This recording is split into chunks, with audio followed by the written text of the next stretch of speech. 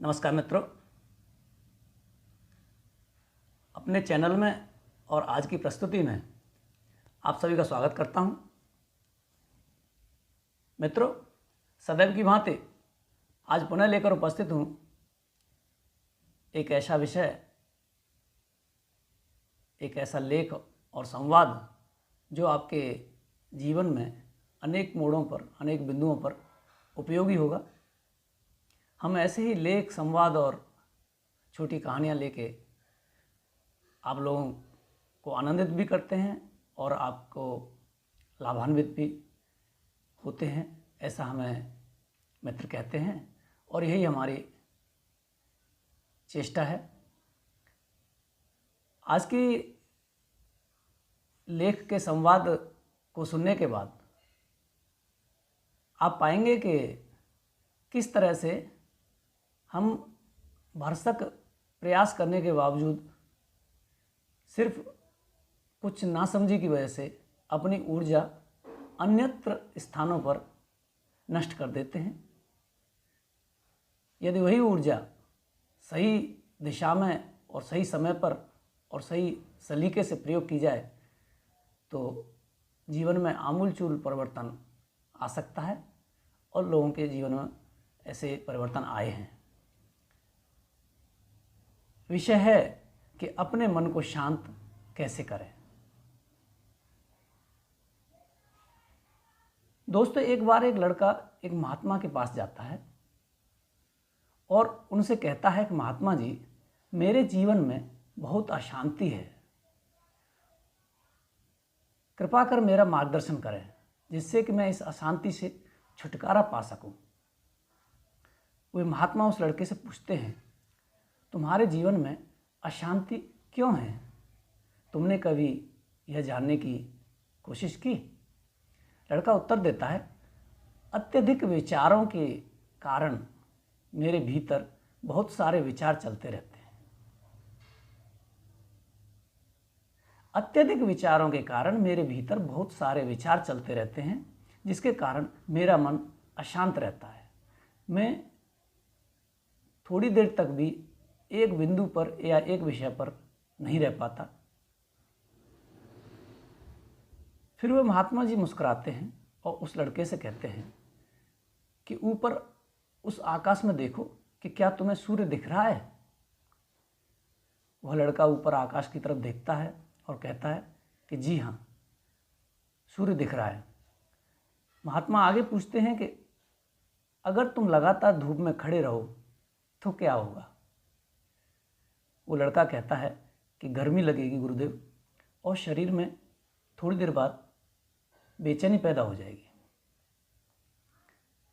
आगे महात्मा जी उस लड़के से पूछते हैं कि अगर धूप में खड़े रहने से तुम्हें गर्मी लगती है तो इसमें किसका दोष है? सूर्य का, गर्मी का या तुम्हारा? वो लड़का कहता है, काफ़ी देर तक सोचता है और फिर कहता है, कृपा करके आप ही बताइए गुरुदेव, मैं बहुत असमंजस में हूँ। महात्मा जी मुस्कुराते हैं और उस लड़के से कहते हैं कि सूर्य का काम है गर्मी पैदा करना, गर्मी देना, और गर्मी का काम है बेचैनी पैदा करना। गर्मी से गर्मी बढ़ती है, इसलिए दोष तुम्हारा है कि तुम धूप में जाकर खड़े हुए हो। इसलिए दोष तुम्हारा है कि धूप में जाकर तुम खड़े हुए हो। सूर्य अपना काम कर रहा है और गर्मी अपना कार्य कर रही है। तुम चाहो तो छाया में जाकर बैठ सकते हो और गर्मी से उत्पन्न बेचैनी से बच सकते हो। ठीक उसी प्रकार हमारे मन का स्वभाव है विचारों और भावनाओं की खिचड़ी पकाना। मित्रों, इस बिंदु को देखें। ठीक उसी प्रकार हमारे मन का स्वभाव है विचारों और भावनाओं की खिचड़ी पकाना, और विचारों और भावनाओं का काम है तुम्हें अलग अलग दिशाओं में ले जाना। जैसा विचार वैसी दिशा। अब उस दिशा में तुम्हें चलना है या नहीं, यह सिर्फ तुम्हारे हाथ में है। देखो, ध्यान से समझो कि विचार और भावनाएं समस्या नहीं है। विचार और भावनाओं के बिना मनुष्य का जीवन चलता ही नहीं है, चल ही नहीं सकता, अन्यथा वो पशु समान हो जाएगा। तो इसे ध्यान से समझो कि विचार और भावनाएं समस्या नहीं है, बल्कि तुम्हारा उनसे जुड़े रहना और सही विचार और भावनाओं का चयन न करना समस्या है। अत्यधिक विचार निश्चित रूप से किसी भी बुद्धिमान से बुद्धिमान व्यक्ति को भटका देते हैं। उसे कुछ अन्यत्र विचारों से बचना ही पड़ता है ताकि वो सुनिश्चित विचारों और भावनाओं को लेकर अपने जीवन में आगे बढ़े। सोचो कि तुम धूप में खड़े हो और तुम चाह रहे हो कि तुम्हें गर्मी ना लगे। क्या यह संभव है? नहीं। अगर तुम्हें गर्मी से बचना है तो तुम्हें अपनी जगह बदल कर धूप से छाया में जाना है और यह निर्णय तुम ही को करना है। बताने वाले और मार्गदर्शन वाले व्यक्ति और परिस्थितियां अवसर देती रहेंगे, निर्णय तुम ही को लेना है। मनुष्य होने के 4 आयाम हैं। आगे महात्मा जी कहते हैं कि मनुष्य होने के 4 आयाम हैं: तन, मन, दिल और बुद्धत्व।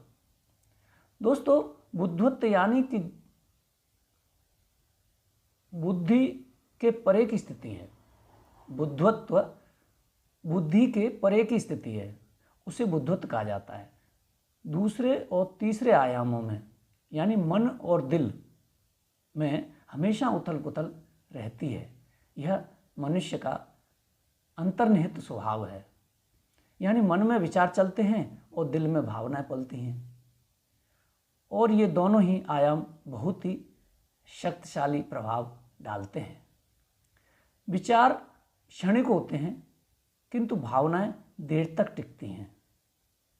इसे तुम ऐसे समझो कि जैसे कल तुम जिसे खोने से डरते थे, आज वो तुम्हारे पास नहीं है। कल तुम जिसे खोने से डरते थे, आज वो तुम्हारे पास नहीं है और आज तुम्हें उसकी कमी महसूस नहीं होती है। कुछ समय तक हुई थी लेकिन अब नहीं हो रही है, क्योंकि भावनाओं को अलग होने में थोड़ा समय लगता है।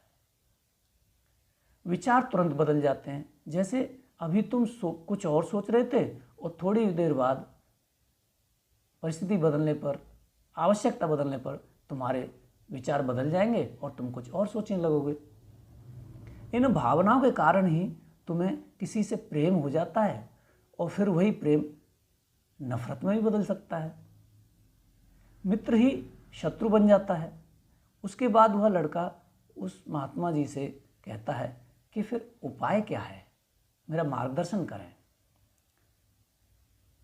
तब मूल प्रश्न आता है कि अपने मन को शांत कैसे करें। महात्मा जी उस लड़के से कहते हैं कि उपाय यह है कि तन के आयाम पर काम करना, और यह सबसे आसान तरीका है। तन अर्थात शरीर, यह पहला बिंदु है 4 आयामों में। तन के आयाम पर काम करना, और यह सबसे आसान तरीका है। शरीर के स्तर पर हमारी कर्मेंद्रियां हैं, हाथ, पैर और सारा शरीर।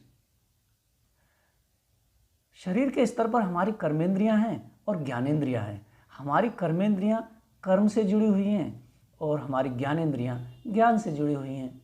ऐसे समझें कि इनके प्रति हम अपनी संवेदनशीलता को बढ़ा सकते हैं। इनके प्रति हम अपनी संवेदनशीलता को बढ़ा सकते हैं, और इसका मतलब यह है कि हम जो भी कार्य करें उसे आनंद के साथ कर सकते हैं।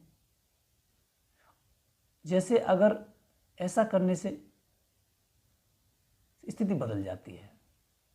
आगे के प्रश्न के उत्तर में गुरु कहते हैं कि ऐसा करने से तुम मन और दिल के आयाम से हटकर शरीर के आयाम पर आ जाओगे।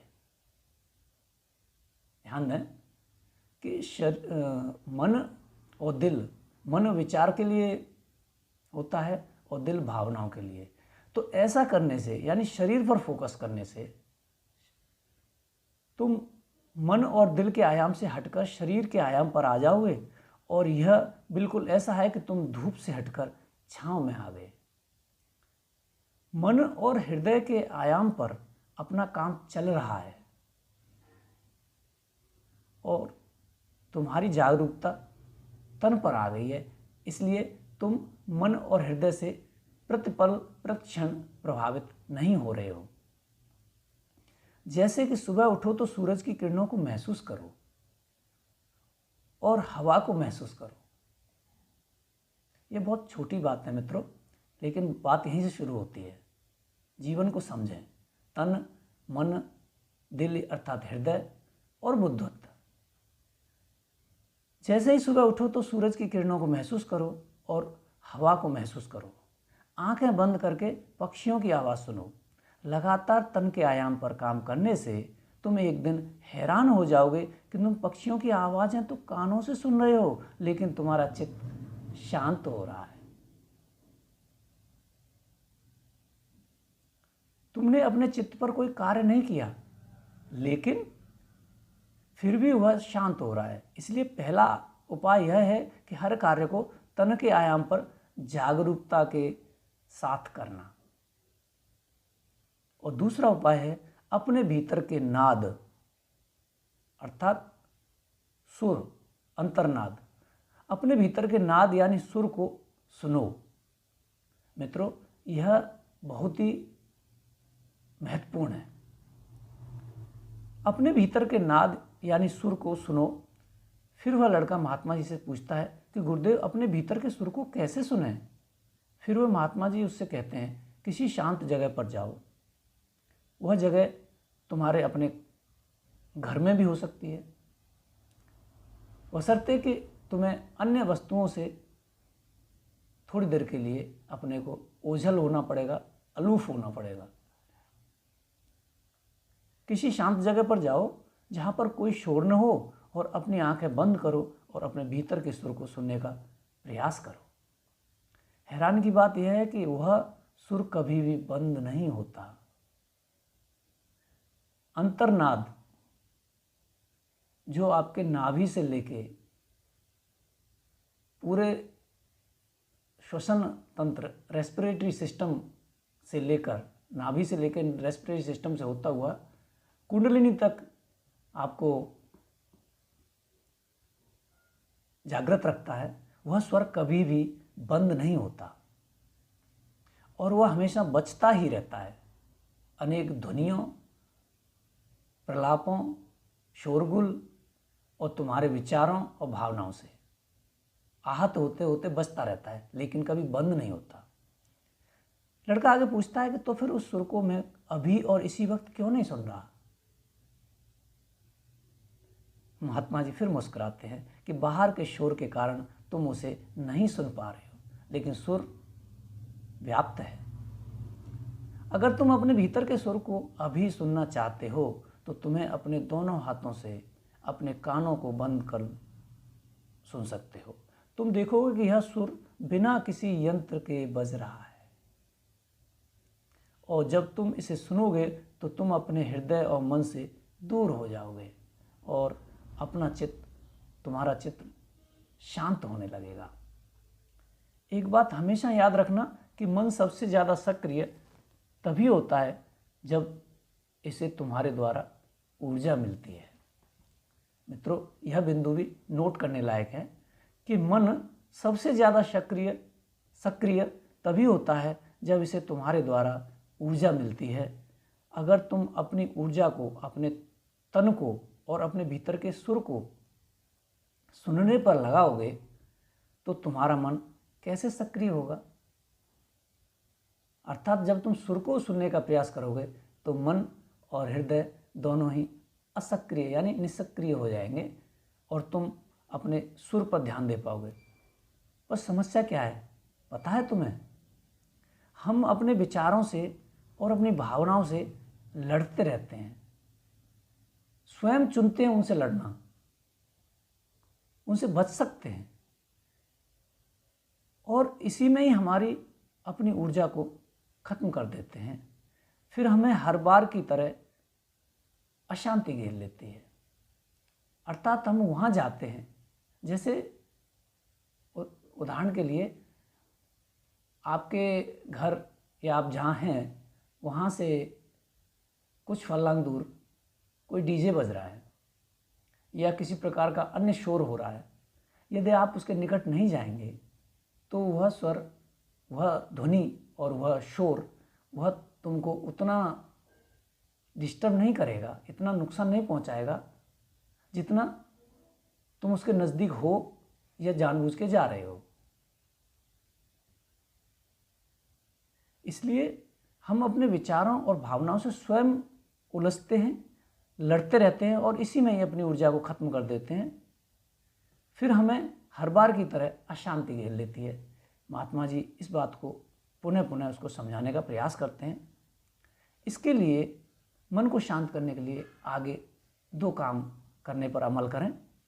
पहला, अपने मन के आयाम से हटकर तन के आयाम पर आ जाए, और दूसरा उपाय है अपने भीतर के सुर को सुने। मित्रों, वह लड़का तो उन महात्मा की बातों को समझाने के बाद समझ गया। क्या मेरे संवाद के बाद आपको भी यह बिंदु समझ में आया? यदि नहीं समझ में आया तो समझने का प्रयास करें। यह आपके जीवन का महत्वपूर्ण विषय है, हिस्सा है, और इसको समझ जाने के बाद आप जीवन में शांत रहकर बहुत आगे बढ़ सकते हैं। क्योंकि यह जीवन का सत्य है, जिनका मन शांत है, मन में ठहराव की स्थिति है, भले ही वो कितने ही तेज़ गाड़ी चला रहे हों या तेज़ अपना नियत कार्य कर रहे हों या बहुत कई कार्य एक साथ कर रहे हों, लेकिन जब तक मन में ठहराव है तो आप कुछ भी मन केंद्रित होकर, अर्थात एक चित्त होकर एकाग्रता के साथ आगे बढ़ सकते हैं। इसके विपरीत यदि मन अशांत है तो सिर्फ एक कार्य करते हुए भी आप गलती कर सकते हैं। जैसे कि आप यदि कहीं जाने के लिए कपड़े पहन रहे हो और मन अशांत है तो आप देखेंगे कि कई बार आप वो शर्ट की बटनें ऊपर नीचे लगा लेते हैं, पैंट की जेब खुली रह जाती है। इस तरह की छोटी छोटी घटनाएं हो जाती है क्योंकि मन अशांत है। इसके विपरीत आप कितने भी व्यस्त हों, कितने भी कई कार्य एक साथ कर रहे हों, और उसके बावजूद भी यदि आपने मन को ठहराव की स्थिति में रखा है या उसको समझते हैं, तो आप कितनी भी व्यस्तता और कितनी भी जल्दबाजी में भी कोई भी कार्य पर अकेले अलग अलग बिंदुओं पर फोकस करते हुए सही कर सकते हैं।